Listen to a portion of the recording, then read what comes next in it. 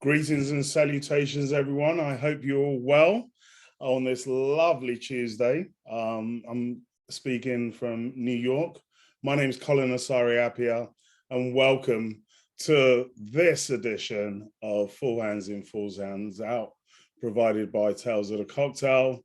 And in this session, we're going to be talking about the retention and the prioritization of staff with business development. And I have a crack panel of panelists to join us today, and we'll be answering our questions based around this current climate that we're in after the pandemic. It's a real change. There's a lot of opportunities for us as operators and also for staff coming into the hospitality industry. We've seen many people leave, we've seen many people coming in. We're going to look at questions like, how do we keep all of these new people motivated? How do we ensure that we set them up for success? And along with that, some other questions as well that we hope to answer. And if there's anything you can get from this session, please make notes, is that we have 3 panelists on here who are going to offer you some really amazing insights to be able to share with your teams and hopefully develop them and retain your staff. The first person I'd love to introduce you all to is Nectaly Mendoza. Nectaly is a bar owner and operator of Herbs Rye and also Cleaver Butchered Meats here in Las Vegas. Well, I say here in Las Vegas, I was there 2 weeks ago. I still feel like I'm there, Nectaly. But please, great to meet you, great to see you. Could you just share some of your successes of the bars? I mean, and restaurants, you've won been in top one of the best bars, and also been voted Tales of the Cocktails best high volume bar, I believe, and best bar team. Is that right? A few awards. Just a few. Yeah. Nectaly Mendoza, Herbs Rye, here in the beautiful, lovely, amazing Las Vegas, Nevada. We also have our second property, which is Cleaver, one of the largest steakhouses in all of Las Vegas. I was blessed enough to be able to give you, Colin, a tour. Yeah. Probably one of the biggest operations when it comes to a steakhouse. Seats about 500 people, so it's just an immaculate project. We've won 3 Tales Awards. There's 3 Tales Awards in all of Las Vegas. We house all 3 of them. We made 51 out of top 50. So we're the first ones to not make it on the top 50 list.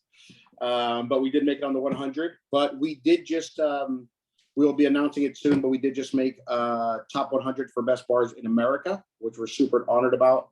And a few other awards, me personally, but those don't really mean anything without the team. So there you have it. There you have it. Thank you so much, Nectaly. Really appreciated. And the next panelist that we have on with us is Tandy Walton, based out of, hello Tandy, how are you? Hey, how are you? Awesome. Tandy's based out of Atlanta, native Zimbabwean, exactly. And like myself, we're both from the continent and really proud of our roots. And Thandi has so many accolades, and it's an industry vet and is loved by a lot of her peers. Now, Thandi, can you just tell us a little bit about yourself for everyone who's jumped on to listen to this session today? Hey, Colin, you've said everything, so I don't have to say anything. Awesome. Okay, well, hello, everyone. My name is Tandy Walton, and that is a long name. I may have to repeat it one day again. I am head of Beverage. I like to say I'm head of all things beverage at Thompson Buckhead, which is a luxury side of Hyatt.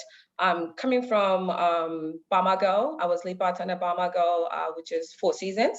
Got most of my grooming there to perfection.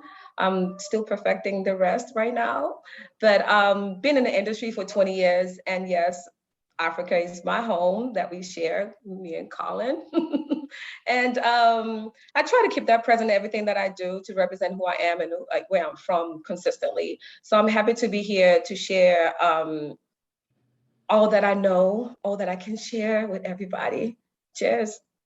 Awesome. Thank you so much, Thandi. And I love the clicks as well. I've got many friends from Zimbabwe and they tried to teach me the clicks and yeah, I never quite got it. One day I'll get it. Drink tequila, you do it. I'll do it. Okay, thank you so much. Our last panelist is Sarah Ruiz. Ruiz. Did I say that right? Ruiz. Ruiz. You have to roll the R.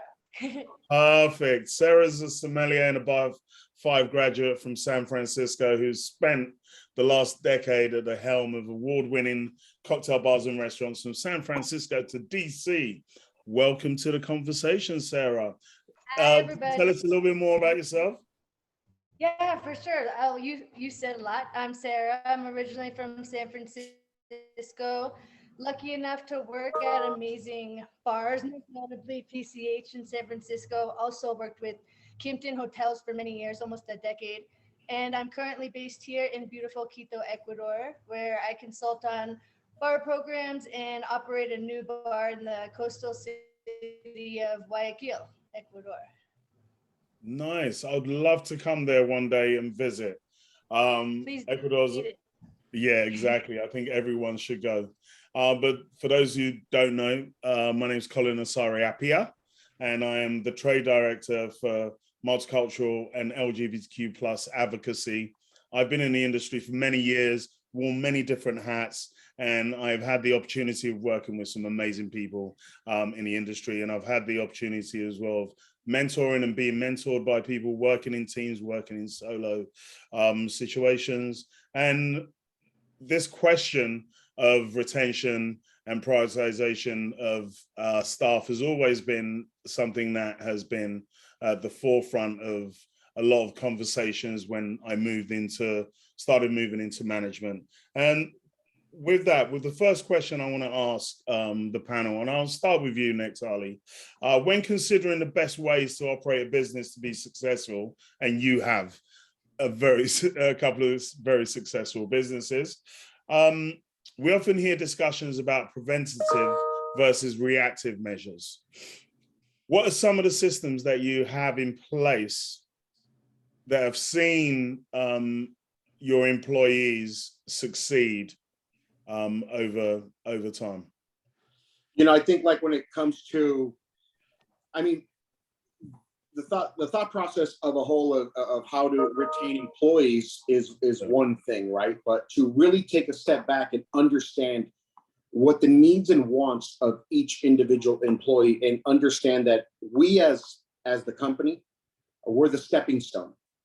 We're the stepping stone for them to grow on and be something better with us and without us. So I think the retention, one of the things that we lack in our industry in many forefronts is to look at the wide and broad picture of what and why we're bringing on this individual, not just to bar back, not just to bartend, but how can we utilize our platform to make sure that their platform will allow them to grow to their full potential, whatever that may be. Not just for, I mean, look, I can hire the best bar back, period. But how do I create the best person out of this person? How do I get them farther? And I think that when you put goals into people that way, they then put themselves in a position where the retention is on them. I need to be here for as long as I need to be until I get to where I go. And they're helping me get there every step of the way. So. Oh, wow. So that's, so you're talking more about it's more of a partnership between you and your team. 100%. I think that, you know, even from the, you know, I mean, we've all seen it, right? When we hire people, it says looking for a great employee to start a great business and grow with us and this and that. I mean, but what are we really telling them that everybody else has already told them? You know, try putting, hey, horrible hours, tough job, no insurance, you know, and see who shows up for that. And now you're on to something, like, wow, you showed up for this. If you showed up for this, you are hungry, and you know what? We have plenty of food to feed you. And I think that thought process right off the rip starts with us as the owners, but that's basically how we get the thought process started, by planting the seed and letting it grow, not just wondering what we can pull off of these plants immediately. So.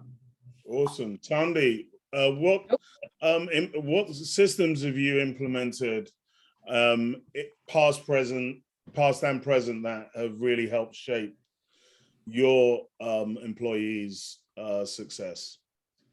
I'll start off with leading with care.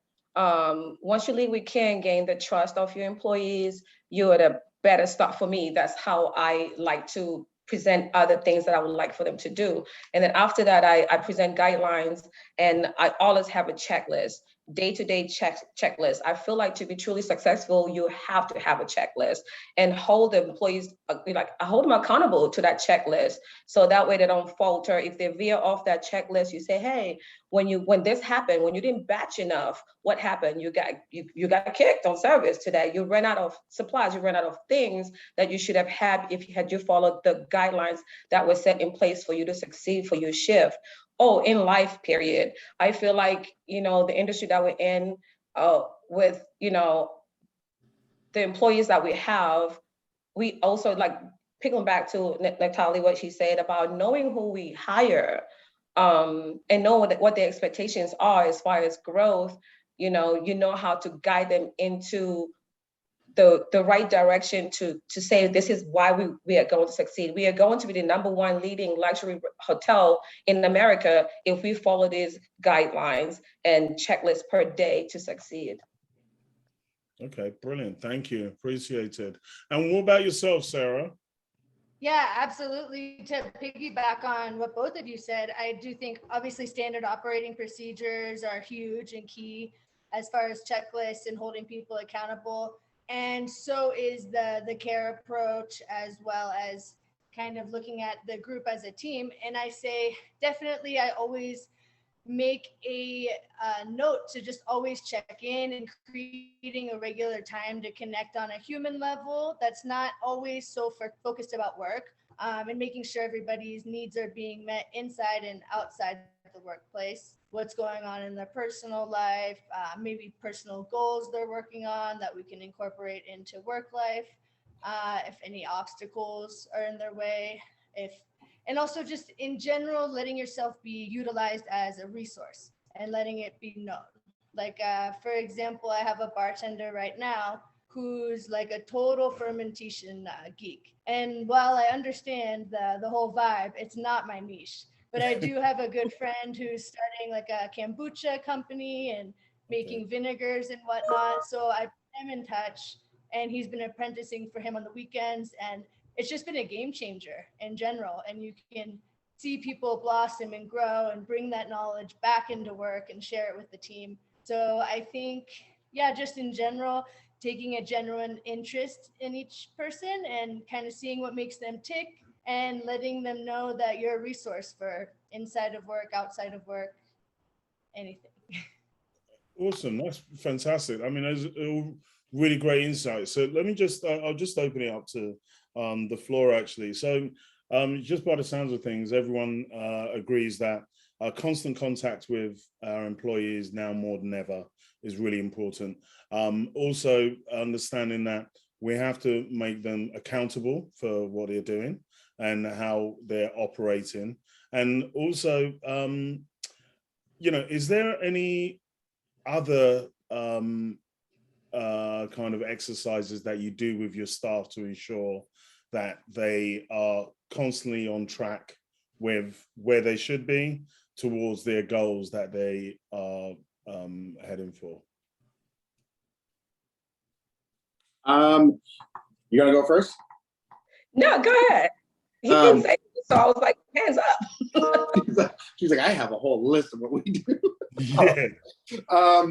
I think that I think we confuse disciplinary action, accountability, and goal setting as a big one. You know, I think that a lot of people will take advice as criticism. You know, we live in a world where you ask a bartender a question right now, and if they don't know the answer, they'll give you an answer regardless. I think one of the things that I love to do the best is letting people know that coaching is not disciplinary action. Understand that I'm willing to give you any advice, use any resource, but use it on a consistent basis. You know, we have Joy, who runs our beverage programs now. She's in there probably 2 to 3 times a week. I don't even know how many times she's in there a week now, giving people pour tests. She doesn't do that out of malice, out of, you got to do this or you're not doing your job right. She's doing that genuinely because she cares and she wants you to do better as a person.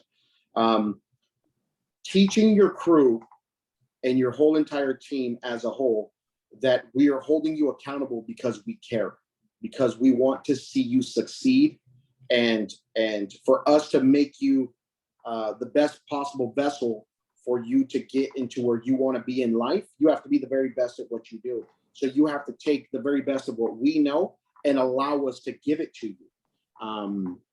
And I think with us, we run it at such a positive rate to say, hey, this may be the way that you do it. This is not wrong, because we're in the beverage world. Everything is right until you make it right, you know? It's more so this is how we can communicate and how it worked for me and how we're doing it, so you can put it into your arsenal and use it as the future. I think coaching your team, that disciplinary action, and learning the knowledge of what we're trying to give you are run hand in hand. None of it is out of malice. So that's one of the things we really try to push towards our team. We're here to make you better. And we can. Anyone else? Yeah. Anyone else want to add to that? Yeah, so I always say this to when I first met my bartenders, the first ones coming in, because this is a new hotel for me right now.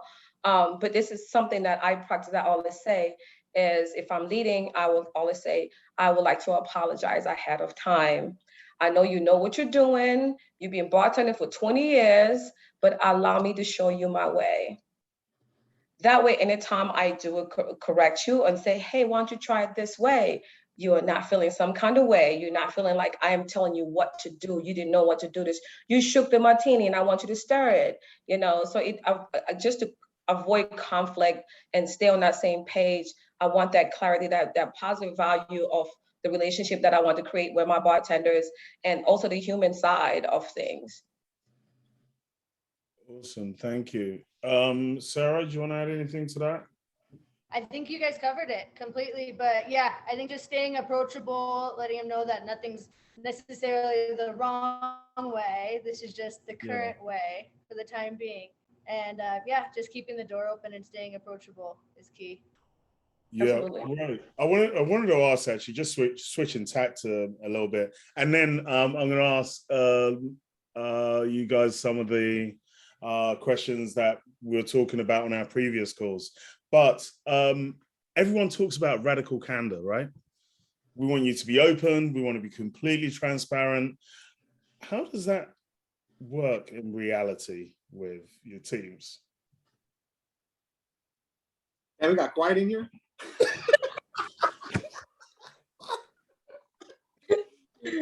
Hey, look, there's transparency to an extent, and I know that's probably not what a lot of people want to hear. But hey, listen, I never asked my dad when I was growing up what the bills were. You know, I think that there is a communication amongst the team that is going to benefit them. And there's some things that us as owners and operators, we need to have to ourselves. Now, when it comes to policies and procedures, that needs to be 100% clear. Okay. Sure. But, you know, and I think one of the things we'll probably go over later is, it's a touchy subject, is pay. You know, when people hate to talk about pay, and I don't get it. Let's talk about pay. Let's talk about these things.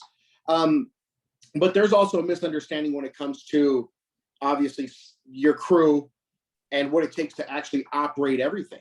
You know, nobody knows how much the oil costs in the fryer, so they don't account for that. And they're like, this company's making millions of dollars. Well, it can go south really fast as well. We just made it through a pandemic. Cleaver just made it through a fire. and nobody questioned the fact that people still got paid during the times of us having a fire. They don't question that because they believe in us and they know that we were willing to do that because we care for them. But there's a lot of people that simply can't because they've absorbed money in different ways. And then this is when a lot of people will step in and say, well, we want transparency on this. Where is all the money? Well, that's when it gets a little touchy because people don't really see the full grasp of the operation. But they're also not owners. I think transparency needs to come with policy and procedure. It needs to come with when you talk about their individual situation and pay and where they stand in the company. I think a lot of people in a lot of companies don't just make it clear. How many bar managers have you seen where they're like, yeah, I'm a bar manager, and they said one day I think I got 2%, but they're going to talk about it later because they needed me to start on it today.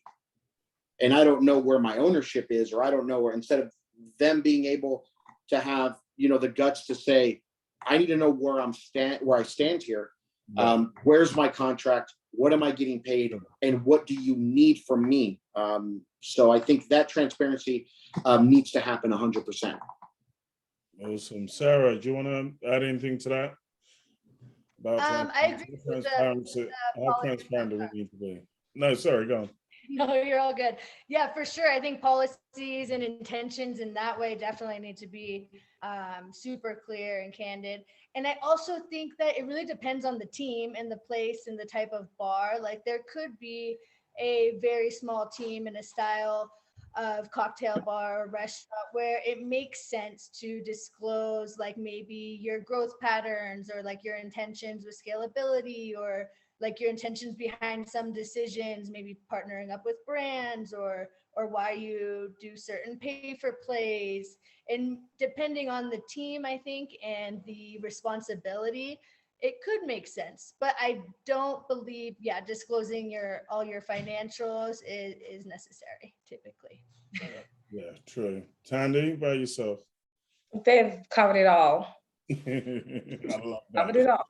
Yeah, and it's interesting as well. Even for us, we have what we call step up roles within the company, whereby we allow during our one-on-ones with our teams, we try and build a kind of platform or a space for them to be able to explore other avenues in the business, so that they can get more experiences.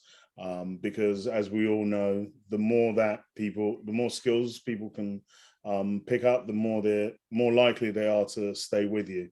And I always mention I used to work with our naked chef Jamie Oliver back in the day, and we used to do that. One day you'd come in and you'd go and prep in the kitchen. Another day you'd be a host. Another day you'd be on the floor. Another day you'd be behind a bar. You're a bartender, but you'll do all of the jobs of everyone else in the building. What that does is it allows you to have an appreciation and understanding of what other members of your team go through, which gives you a whole different understanding of the business. Firstly, it allows you to be able to provide really great feedback and ways of working with your team, because you can come up with different solutions to problems that other people hadn't seen, because they're mostly very tunnel visioned in their approach with the things that they're doing. But with that being said, we're in a new era, right? And there's a conversation that I overheard actually recently, and it's been going on. We all know the conversation has been going on about how people don't want to work anymore. My answer is to part of the conversation, I threw it in and then ran off, was maybe people just want to work differently, because people are motivated differently now. So if we can connect with people in a different way, we can motivate them in a different way, and maybe we can retain them for longer. Are there any dynamic things that we're doing? I know, Nectaly, you mentioned about in our last conversation about pay and why systems are set the way that they are. Why don't we just break the mold, throw it away, and start all over again? Yeah, well, first let me start off by saying, when the world changed as we all know. Like, who would have guessed, right? A fucking global pandemic.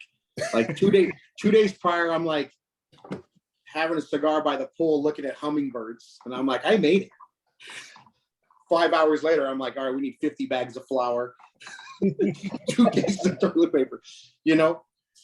But you know, I think through that, a lot of people really found themselves, because you know, hard situations create, you know, people to really think outside the box. And I think a lot of people really evaluated their mental health, really evaluated who they are as people, and said, what do I really need to get by? And I think in that translated for a lot of people as they don't want to work, instead of looking at it as they're working on themselves now and they realize how much they don't need. I think that's a very big one. You know, I know a few people that just got out of the industry, were making $1,000 a night at nightclubs, and now they're yoga teachers. They're not making nowhere near the same amount of money, but their health is 10 times better. Their mental health 10 times better. Their relationships are better. Their relationships with their children are better. So I think people really, you know, were forced to choose and then really enjoyed the choice. So I think that's a very, very, very big one. But yeah, diving right into employees, I think that people started weighing out what was worth to them. And I know a lot of people don't want to admit that, but that's the truth. What is this job really worth to me? And why is it vital for me to stay? And how do you create these situations for people to have this loyalty? And I think that is a very big, the big question, right? And for me, it boils down to the longevity of how long we want to be here, their mental health, why are they here, and pay, because a lot of people don't want to speak about pay. You know, and I see a lot of people use different processes, right? But, you know, kind of going back to the clarity. What do you think that is when it comes to about pay? Because I've been having this same conversation over the last few weeks about pay. It took me a moment as an adult to get to a point where I'm completely comfortable to have conversations about pay, because it really affects how I operate. But why does everyone think that? Why do you think there's because they don't want to fail? You know what I mean? Like people are scared to shoot the shot because, you know, in our industry, there's always somebody that's willing to do it cheaper. Yeah. And that's sad, right? Because people don't know their net worth, right? And I think I've said this like a million times every time we talk, Colin, you and I always say, yo, we're artists. We're artists in our purest form. And when we do that, a lot of people would rather buy 100 pieces of art for cheap. And the other artist who's really putting the hard work into it is scared to ask for the actual worth of his art, because there's so much art, because it's so flooded out there. But that's not the case. It's like being an artist who sells music and then begging to get into the industry. But no, because you need to make money. At what point in time are you going to appreciate your self-worth, love your self-worth, and have the guts to look at the record label and say, you can't sell an album without me because I'm the artist. And I think that's a big separation in our industry. Know what your pay is, know what your worth is, and don't fall short in that. And I promise you that you know, your level of worth will go higher. But yeah, people don't want to talk about pay. I don't get it. I don't know why. Ask me to my face. Say I'm worth this, and I'll look at you and say, yes, you are. No, you're not. And if so, though, this is how we get you to this worth. So that's what I got. Sarah, you sound like you want to add something. It's a different situation for me here, honestly, but I could speak to at least being in the States. I do think the reluctancy to talk about pay is completely fear-based. And just that kind of thought of the next guy's in line, I don't really want to rock the boat. I think that's a common theme. And sadly, I do think it is a lack of self-worth as well, but I think it's also kind of like personality based, because I definitely know people who overshoot their self-worth by quite a bit. For sure. Like very comfortable letting you know what they think they're worth. So I do think it's on an individual basis as well. And some of kind of like you say, the most talented artists and most creative people don't always have the greatest notion of their own self-worth. 100%. Unfortunately. Oh. So Colin, you at that point, because you know your worth now, that's where you at. But for the hotels, it's totally different. So when you a fresh opening hotel, that's not like fresh starting, just open in December. When you're hiring these, your bartenders, your servers, and you're starting a morning shift out the blue, there's no clientele. The hotel has 10% occupancy. How do I keep my employees there? I have to pay them a higher hourly. So we are paying the servers $15 an hour. We are paying the bartenders $20 an hour to work the day shifts, just to make sure that they stay. Because if you say, hey, come to work in the morning from 6 to 11 and make $20, how many times that's going to happen?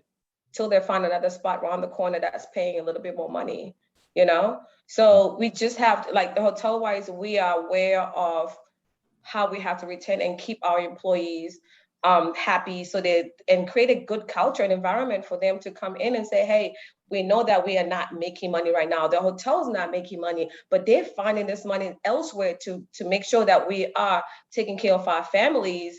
And, of course, during the pandemic, people found something to do. The cooks that were there, now we're short-staffed in the kitchen area, which was never a problem. Because they found this Amazon jobs that paid $17 an hour, what they were paid in the kitchen without being hot and on their feet for 10 hours and having to scrub pots and long hours and not being with their families. Now they get to actually work at home and they get to see their loved ones for more hours than they did prior, the pandemic. Yeah, it's all really great points. And I was just reading in the chats actually, and Kaylee Asher actually says that she always tells her young bartenders to know their worth. And that's a really, it's a really tough kind of balancing act. And coming out of the pandemic as well, we have a lot of new people coming into the business, right? That we've got to now train, and we've got to also entice them. Thandi, you mentioned it about fostering a culture for people to thrive and live within. But there's definitely ways, I think, for us as an industry to really build roadmaps to people's successes within the industry. There's lots of things that we did in the past. We don't need to focus on them. There's lots of things we did in the past in the industry that drove a lot of people away. One of them obviously being pay. But what I want to ask the question is, what are the benefits that we're focusing on now for our teams to ensure that they stay? And I'm not just talking about medical benefits. There are many other benefits that build into the culture code of the business. What benefits are you working on, Thandi, in your business that helps retain your staff? So I have conversations. I have uncomfortable conversations and comfortable ones with my employees. We talk about goals, where they are, what they, what are you planning to do? Some of my bartenders are in school. So I know that come 2 years from now, this is not what you're trying to do, right? And then I have the solid, I'm here, hardcore, I want to learn. So now, do I delve into that? Yes, I do. Even for those that are not, that's still in school, you're here now. I'm going to provide the education that you need. I'm going to reach out to the Collins of the world, and Nectaly, next time I'm going to call you so you can come say something positive to these youngins and keep them in the industry. Hospitality is a great industry. I feel like, we define who we are more so at work. And I encourage that. And I tell them that, hey, if I win, you winning. If you win, I'm winning along with you. So I want to know exactly what you need from me to be the best you. Right. And I leave for that every single day. I come to work every Wednesdays. I have trainings. You can come for one class. You can come for spirit class. You can come for bar etiquette class. You can come for whatever you need to learn. I encourage them to be just very vocal. Say what you, I will not get offended, but tell me what you need, because if a closed mouth don't get fed, okay? That's what they say in America. So I take that up. And if you do not say something to Miss Thandi, how is Miss Thandi supposed to know? I am not psychic. So I have an open door policy that's so wide as hell. Please talk to me. Tell me where you're at. Tell me how you feel. That way I can help you. Awesome. Thank you. Boom. Drop the mic, Miss Thandi. That's it. We're over. We're out. Let's go. Now, Nectaly, what are the benefits keeping your staff with you, staying invested? And is there anything that you're working on in particular, or working with them to ensure that they're long term? I mean, yeah, we're always working with them long term, obviously, you know, watching them grow, as I explained before. But one thing I really wanted to bring up, and I brought this up when we were in Berlin years ago, and the amount of like kind of backlash we got from it because they said it was unrealistic. And then now to see how many people just simply copied the platform was crazy.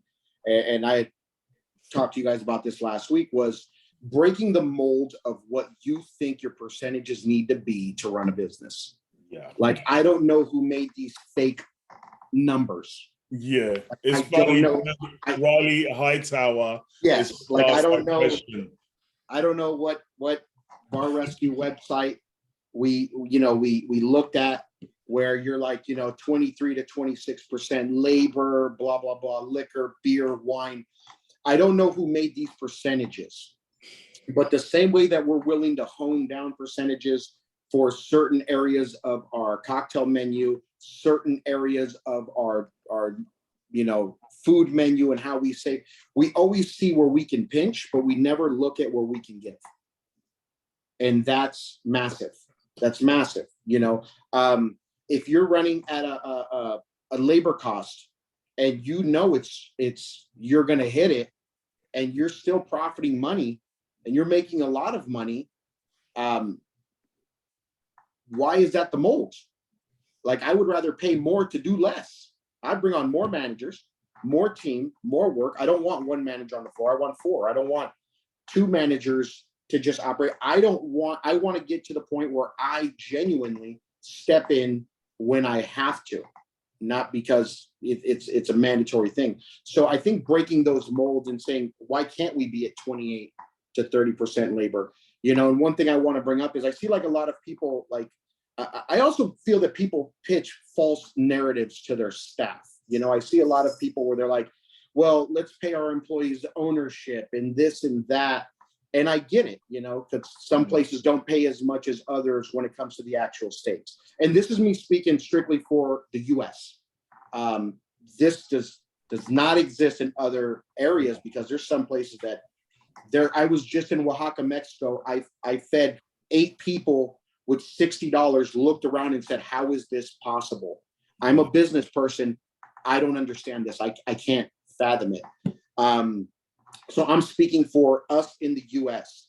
I see people that say, hey, well, we only pay $4 an hour, but we're offering this person this percentage, and now they're owners. Yeah, but are they really? And I get it. You're basing your pay based off of your success, which is your job as the owner. So if you suck, then they suck, and they're not making any money. But now they feel like they're an owner because you gave them 0.0003% or whatever of labor. And now they're walking around telling their friends, yeah, they gave me ownership of this place. Got you. But if you look at the hourly of it, you're still not making what you should be making. Well, no, I did 2 to 3 times. But it's almost like a Ponzi scheme. It's a false sense of selling somebody something. The state allows you to pay minimum wage at, we'll just say $3 or $5. And then, you get an hourly bonus of almost double that. Congratulations. You still should be paying these people $12 to $25 to $30. A grill guy who's getting his ass kicked every day should be making $22 to $27 and yearly raises, but it boggles my mind. Instead of just saying, I got a better idea. How about I'm the investor, I'm fronting $2 million for this project. Now I can't open it. Why? Because I need 3 million just in case this goes south, because I need to pay people this money. I need to pay them their worth right off the rip. And it shouldn't depend on them if we're busy or not, for them to make more to add on to this complimentary thing. Because let's be honest, 99% of these people who are offering these styles of structures, when that money gets real big, I guarantee you they're going to disappear. I guarantee you they'll start saying, well, now let's just all go on, salary. And you're like, well, that's convenient, because we know the turnaround in our industry is 2 to 3 years per venue. We have people with us since day one. At Herbs, I would say the retention there is insane, right? Ronnie's been there since day one, going on 12 years. Every person that we've hired pretty much after him was because of the growth of the company, and they're still there. Everybody who's left has either opened their own company or went to rehab. It's like one or the other, and we still keep in contact.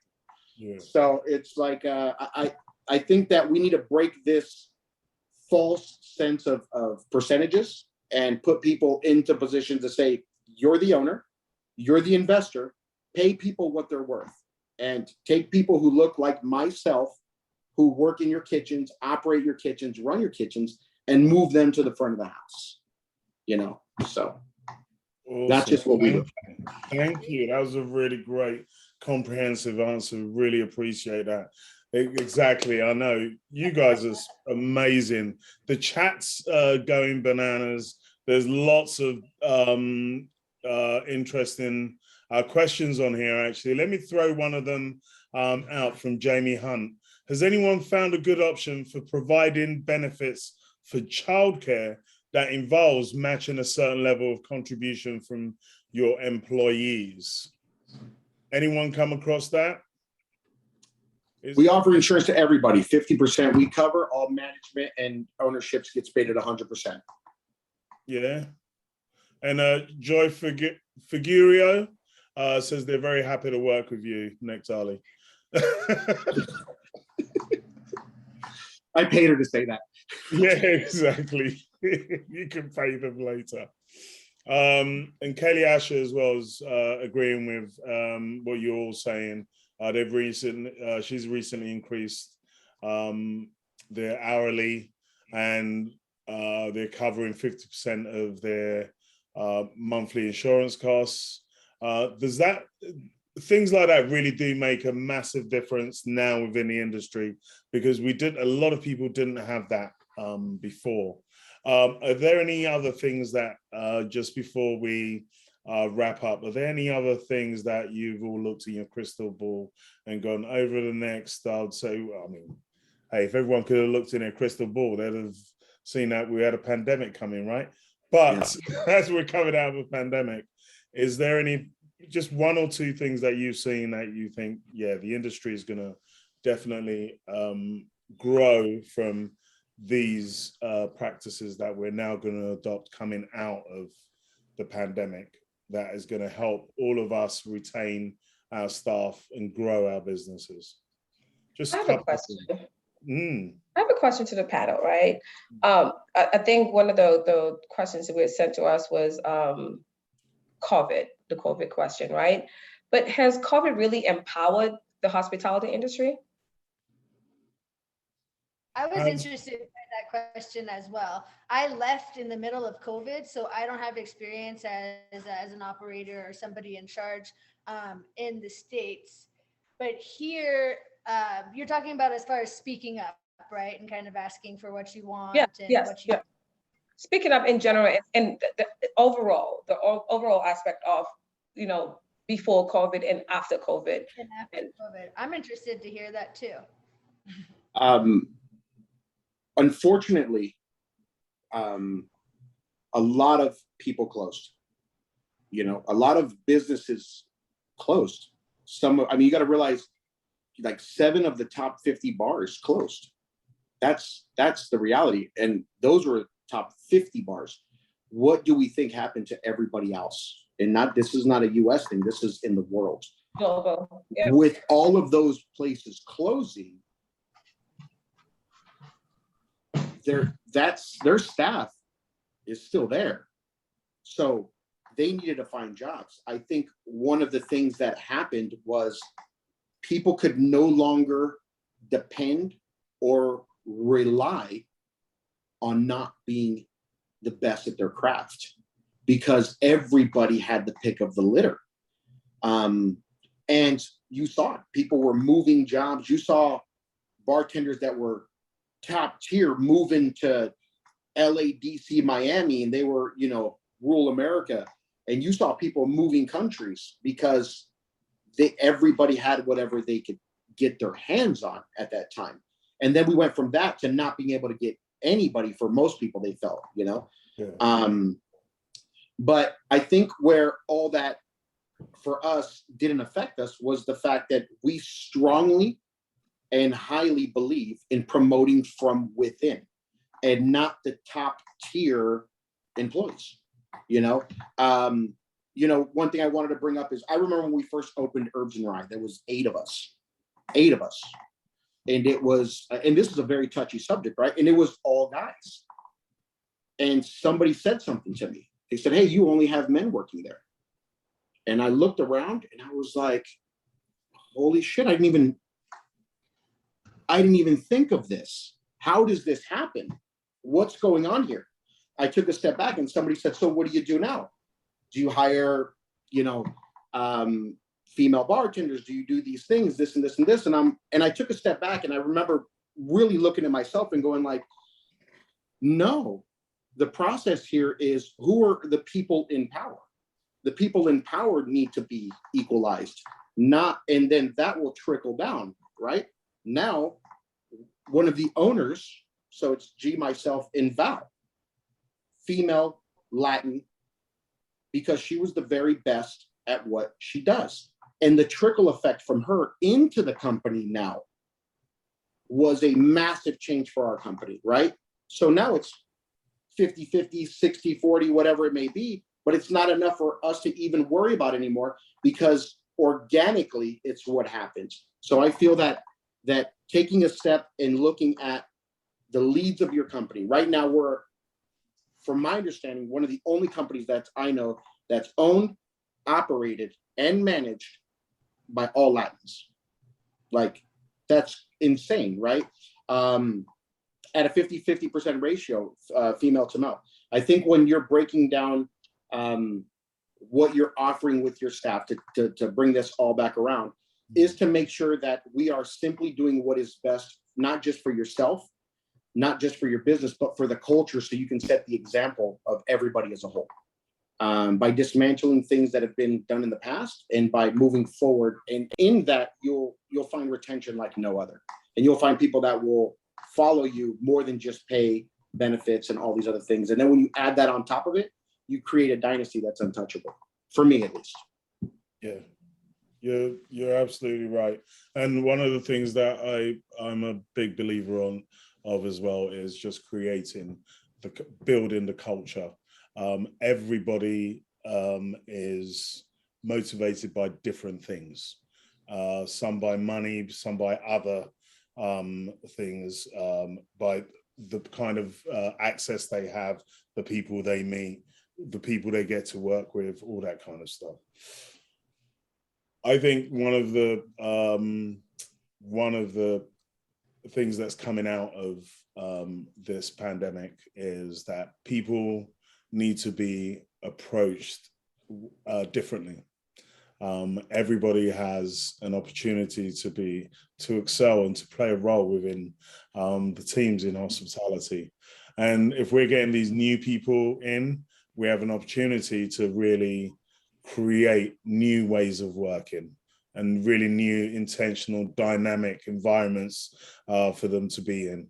And I think it's our responsibility as people in management to be able to start putting all of these things into play. And, a simple thing like having one-on-one reviews with people, just to see where they're at, where they're going, makes a massive difference. I've seen that in so many businesses recently. Beyond, you know, paying them more. Everyone can pay them more, but they just leave and go down the road for more money. I think sometimes it goes beyond pay, allowing people to have the bandwidth and the time to be able to spend more time with their kids. Even a simple thing like that could make a difference, you know, giving people real breaks, giving people real days off, you know, and just be intentional with how we treat our staff, I think makes a massive difference and will help us also to ensure that we retain the staff that we have in our teams. And all of you have made some really amazing contributions to this conversation. And how do people reach all of you? You got social handles that you want to share for everyone to be able to reach you? Thandi, what is yours so that people can reach you? Mine is Thandi, Thandi, pours cocktails at, oh no, that's my email address. No, so it's Thandi Pours Cocktails on Instagram, Thandi Pours Cocktails, Instagram. Follow me, and I have nice stories. I don't necessarily post on my page too tough, but my stories are nice. So follow me. Thank you. We will do. And what about yours, Sarah? I'm working on refreshing my Instagram, but it's Sarah Ruiz 87. I'll become more active soon, I promise. About like 4 pictures from 2012. But awesome. We look forward to it. And what about yourself, Nectaly? Just Nectaly Mendoza. You can search me on Instagram, Facebook, everything but OnlyFans. Oh. OnlyFans. My OnlyFans page. I haven't got there yet. They're not offering insurance yet. So no insurance yet. no insurance yet for OnlyFans. Listen, thank you all so much for your time.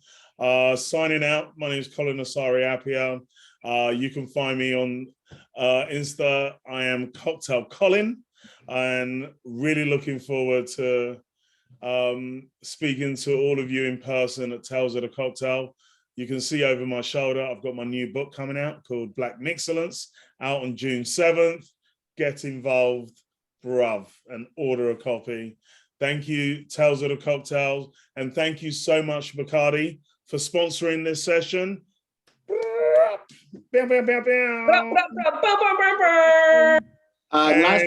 Last thing, real quick. Yeah. Think outside of the box when it comes to the people that are part of your team, because they're the face of your company. And the last thing I want to bring up is help dismantle everything that is bad about our industry. 100%. Be the focal point that makes our industry great, and don't remind people of negativity. Focus on the positivity. So let's just do what's right, and let's live our best lives, guys. Wise words. Wise words. Thank you. Cheers, guys. Thank you for your time. Thank you so much, Tales of the Cocktail. Thank you for everyone joining. Thank you, Bacardi, for getting involved and getting this panel sorted. And of course, thank you, Lauren Paler, for ensuring that we were all on track to make this panel a success. Thank you, Lauren. We love and appreciate you. All right, bye-bye all. Take care. Bye. Bye.